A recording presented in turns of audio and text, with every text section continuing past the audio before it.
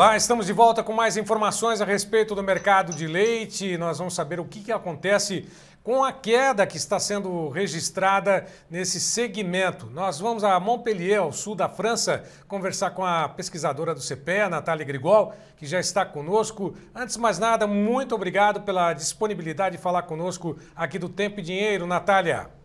É sempre um prazer falar com vocês, Braga. Vamos lá, vamos falar de leite. Bom, a tendência altista desse mercado acabou? Posso afirmar dessa maneira categórica que o mercado vai acompanhar novas quedas a partir de agora? Sim, Braga, pode afirmar, a tendência altista acabou. Na verdade, esse ano de 2023 tem apresentado aí um comportamento muito atípico dos preços, né? E tem pegado aí o pessoal do setor bastante de surpresa, aumentando bastante a incerteza na tomada de decisão. Então, no começo do ano, quando os preços deveriam estar em queda por conta do aumento da produção, né, no momento típico de safra, os preços subiram. E agora, que é um momento que a gente considera típico da entre-safra, porque tem esse inverno mais seco no sudeste e no centro-oeste, né, a produção aí historicamente tende a cair nesse período, o que leva as cotações a registrarem altas, só que não é o que está acontecendo no campo esse ano, né, então a gente vê um comportamento de preços muito diferentes ao longo de 2023, e para complementar esse cenário aí atípico, a gente vai ter um momento considerado de entre-safra com queda nas cotações, né, então a gente tem aí a pesquisa do CPEA, o resultado mais recente que foi fechado são os preços de maio, né, já devem estar no site, e mostram aí essa tendência aí, né, de queda no setor se consolidando e apontando também para manutenção dessa movimentação aí, pelo menos para os próximos 2 meses. E Braga, tudo isso acontece, como eu falei, de uma forma muito atípica, porque acaba combinando aí fatores do mercado, né, que acabam pressionando toda a cadeia de lácteos. Então, a oferta de leite, ela tem sido, né, um fator muito importante nesse equilíbrio aí de mercado que gera, né, o processo de formação dos preços.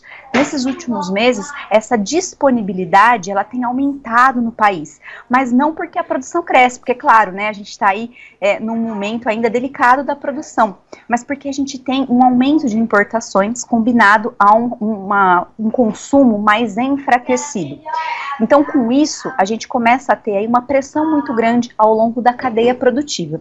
Somando a esse cenário, a gente tem também que falar da diminuição, né, dos custos de produção. Nos últimos 2 anos, os custos de produção vieram em patamares muito elevados, muitos produtores saíram da atividade, os produtores que ficaram realizaram menos investimentos, então a gente teve sim uma mudança na estrutura produtiva que diminuiu muito o potencial de oferta, né? Até por isso o começo do ano foi marcado por altas de preço. Só que agora a gente vê se consolidando essa tendência aí de queda nos custos de produção, e com a queda também das commodities em geral, né, o milho mais barato, a gente vê aí ração mais barata, né, então o produtor nesse momento, ele tem aí uma vantagem no poder de compra dele em relação aos principais insumos da atividade, o que está dando aí também uma margem, né, melhor para o produtor nesse ano em relação aos anos anteriores e uma maior possibilidade de investimento na atividade.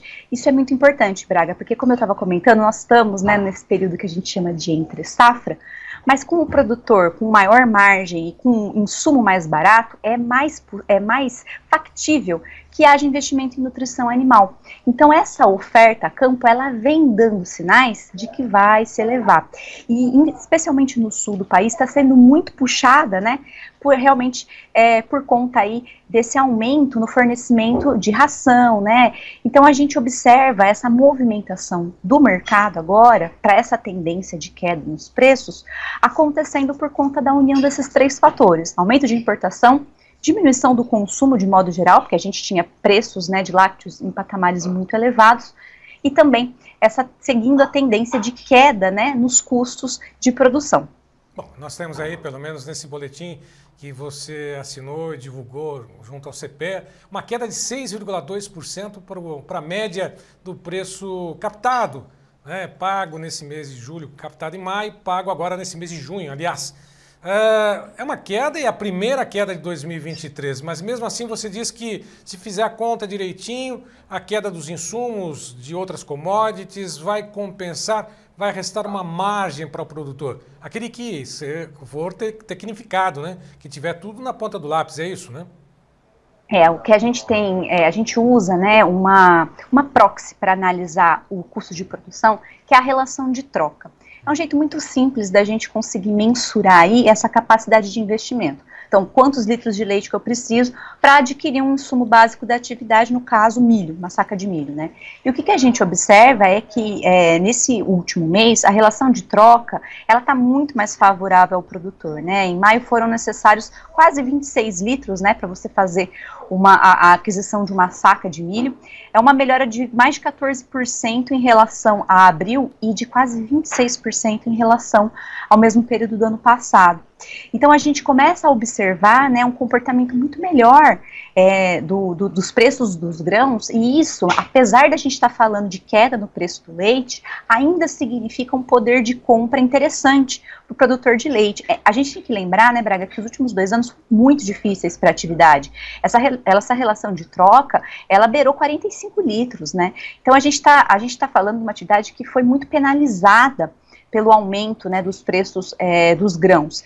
E agora, com esses grãos retornando aí a patamares mais baixos, isso significa que o preço do leite, ele tem essa tendência de queda, mas isso não necessariamente vai esbarrar, né, num cenário de margem mais complicado para o produtor.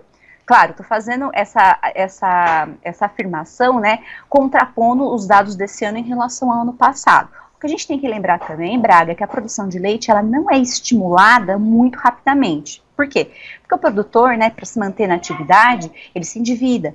E o que a gente observou, né, saída grande de número de produtores nos últimos 2 anos, os produtores que ficaram, tiveram aí o nível de investimento mais contido, ficaram mais cautelosos, né, em investir na atividade. Muitos produtores, por conta aí do custo, né, do ano passado, ainda tem aí um buraco, vamos dizer assim, né, para recompor aí as suas finanças. Então foi um momento importante aí nesse de janeiro até abril, né, de cotações em alta, para refazer, vamos dizer assim, essa margem.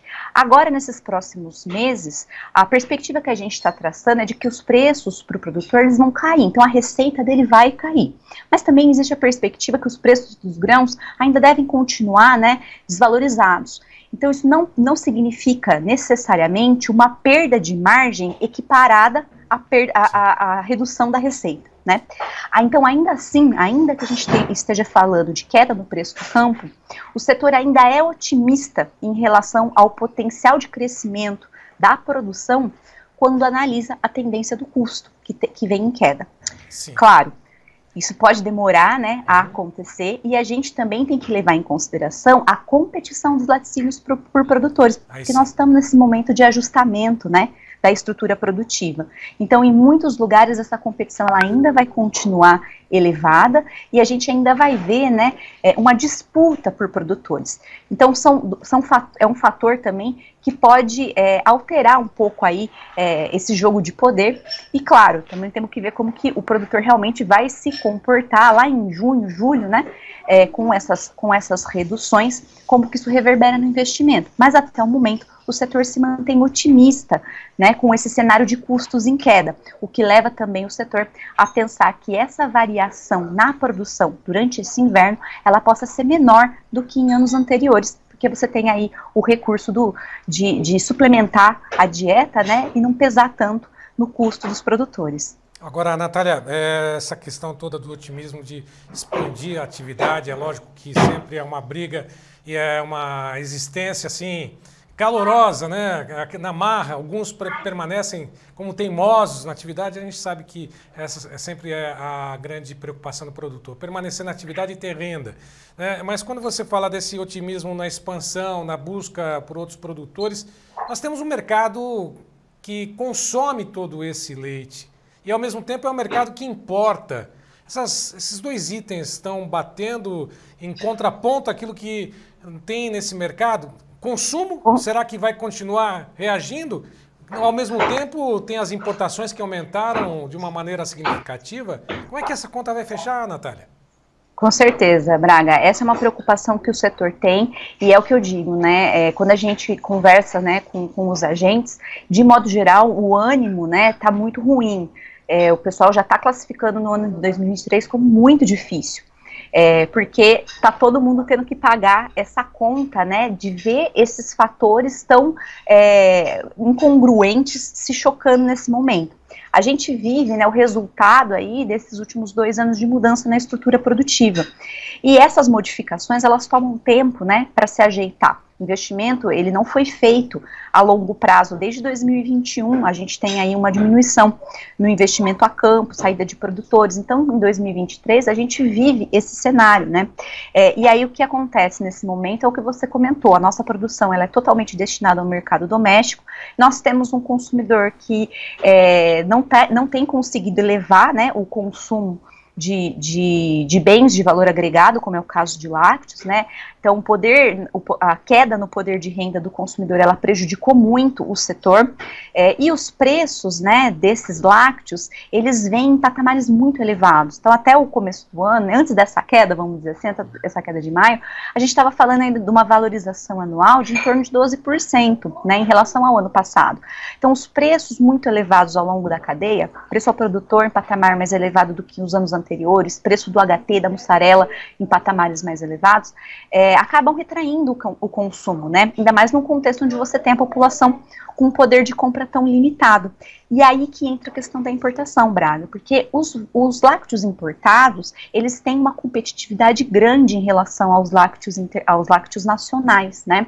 É um volume que a gente importa, ele não é um volume tão grande, só que ele acabou ficando muito expressivo esse ano, porque a gente tinha aí essa situação, né, de uma disponibilidade interna mais reduzida e preços muito elevados ao longo da cadeia.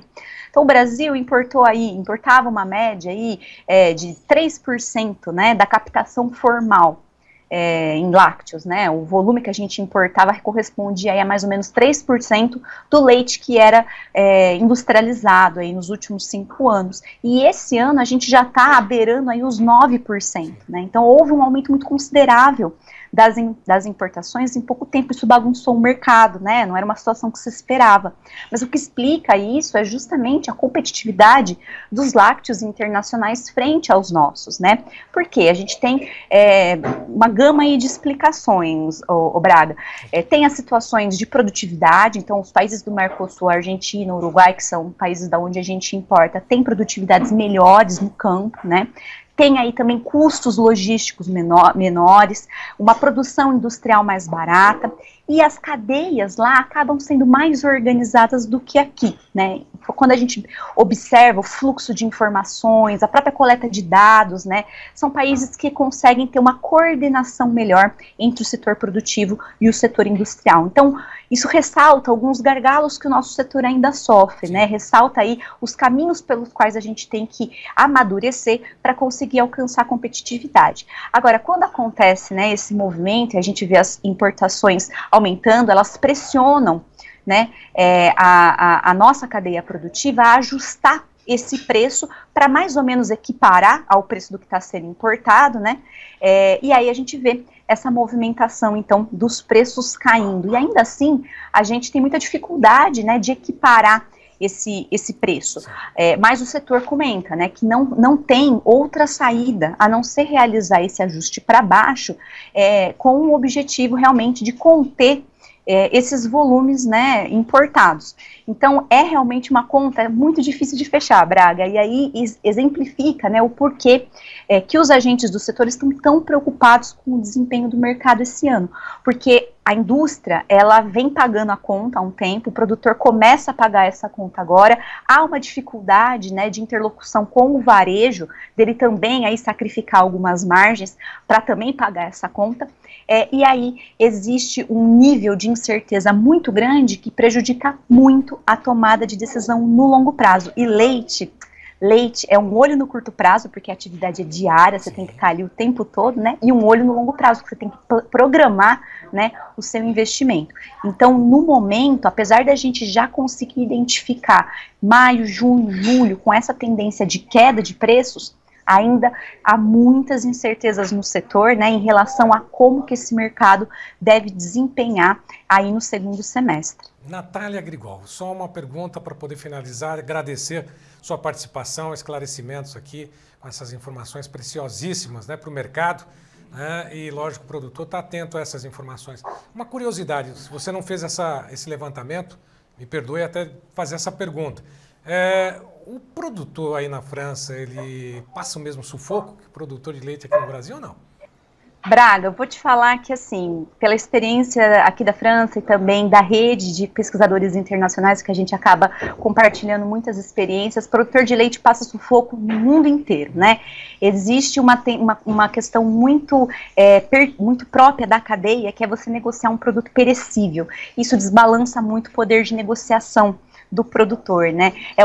Como eu falei, uma atividade que ela é diária, então você tem diariamente que lidar com essa negociação do preço do produto, né? E muitas vezes a negociação do preço mensal. Então existe sim uma dificuldade, vamos dizer assim, mundial em relação ao setor. Porém, os países, eles resolvem essas articulações, essas coordenações de formas muito diferenciadas, né? Na França existe muita reclamação também, que o preço não está correto, que o custo é muito alto, e as fazendas têm um perfil aqui na França de custo muito elevado, porque elas são muito intensificadas, né? Porém, existem mecanismos, e aí uma participação muito grande do Estado, né, para fazer com que a conta feche. Então, o Estado francês, ele pratica subsídios, a gente tem toda uma organização do setor para que as negociações entre o produtor e a indústria não aconteçam somente entre essas duas partes. Então, existe uma terceira parte, como um instituto, né, que além de coletar as informações, também direciona essas negociações, os preços, eles acabam sendo praticados trimestralmente, então é toda uma governança diferenciada do Brasil. E aí, na minha avaliação, se você me permite, né, o que eu digo, assim, que o nosso país, ele precisa avançar, são realmente mecanismos de comercialização, porque hoje é uma das pontas mais frágeis da nossa cadeia, né? A gente ainda observa uma comercialização muito fraca, muito fragilizada entre o produtor e a indústria, com muitas brechas para que ocorra um oportunismo entre as duas partes, né? Então, a comercialização, ela é um ponto importante, ela é o ponto que eu acabo mais estudando, né, dentro da minha pesquisa, e eu percebo que tudo começa, Braga, a partir da coleta das informações. Então, o CPE, ele tem um papel muito importante para o setor, né, que é justamente coletar essas informações, disponibilizar a sede de preços, e aí eu aproveito a oportunidade, né, para deixar esse apelo, né, o setor valorizar o trabalho do CPE, né, apoiar. A gente tem aí um apoio muito grande aí das empresas que participam voluntariamente da pesquisa, né, mas é preciso cada vez mais incentivar, né, e apoiar esse tipo de ação, porque em vários outros países o centro, ele já é ligado como uma coisa imbrincada dentro do setor, né, ele não é um trabalho voluntário dos pesquisadores da universidade como acontece no Brasil, e isso faz muita diferença, Braga, porque aí você consegue gerar as informações com maior precisão e dar um suporte para o setor, que é uma coisa que a gente ainda carece no Brasil. Então eu observo assim, existem dificuldades, né, existe debate. Eu comprei um leite essa semana que a caixinha estava escrito assim, ó, essa empresa paga preço justo ao produtor. Então o debate, ele existe no mundo inteiro em relação ao leite, porque é próprio da cadeia você ter, né, esse desbalanço de força por ser um produto perecível. Mas a forma como que os países lidam com isso em termos de governança, em termos de ajustar essa comercialização, em termos de fazer uma coordenação melhor, né, entre os agentes, isso faz muita diferença, Braga. Tá certo. O nosso respeito, certamente o reconhecimento do produtor, ao trabalho que você e toda a equipe do CPE, nos mais variados meios, né, de produção de alimentos, né, pesquisados, levados, né, apuração feita praticamente em todos os estados produtores, principalmente estados da produção de leite. Só tenho a agradecer, né, e a tua disponibilidade, como sempre. Bom trabalho para você, boa pesquisa para você e para a tua família, e até uma próxima. Eu que agradeço, Braga. É sempre um prazer estar aqui com vocês. A gente se vê numa próxima. Até mais, Natália. Muito obrigado. Bom, por aqui encerramos essas informações a respeito do mercado do leite. É certo que detalhes, cotações você encontra nos canais oficiais do TID.